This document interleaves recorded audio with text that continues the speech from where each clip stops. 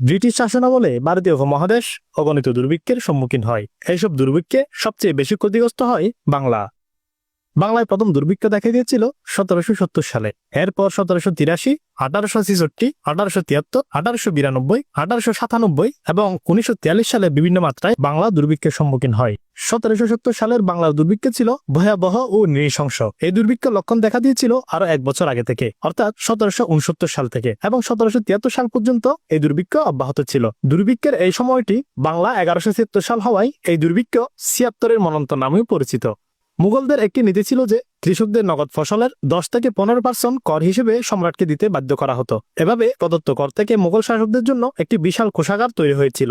যখন কৃষি উৎপাদনে কৃষকরা লাভের পরিবর্তে ক্ষতির সম্মুখীন হতো, তখন এই কোষাগার হতে কৃষকদের সহযোগিতা প্রদান করা হতো। এই পদ্ধতির ফলে কৃষক এবং সম্রাটের মধ্যে একটি সুসম্পর্ক বজায় ছিল।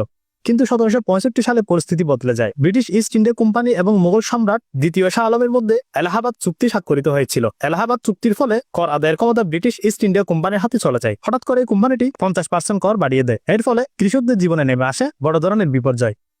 এমন পরিস্থিতিতে 1769 সালে বর্ষায় বাংলায় দীর্ঘস্থায়ী খরা দেখা দেয় এবং 2 মৌসুমের ধানের ফসল নষ্ট হয়। একদিকে কোম্পানির কর বৃদ্ধি ও অন্যদিকে খরায় ফসল নষ্ট হওয়ার ফলে 1770 সালে বাংলার জনজীবনে নেমে আসে চরম দুর্ভিক্ষ। এই দুর্ভিক্ষ অব্যাহত ছিল 1773 সাল পর্যন্ত। বেঙ্গল প্রদেশে 10 লক্ষ মানুষ মারা গিয়েছিল এই দুর্ভিক্ষের সময়। আমেরিকান ইতিহাসবিদ এবং দার্শনিক জন ফিস তার দ্য আনসিন ওয়ার্ল্ড বইতে 1770 সালের বেঙ্গল ফেমিন বা দুর্ভিক্ষকে 14 শতকের ব্ল্যাক ডেথের চেয়েও মারাত্মক বলে উল্লেখ করেন।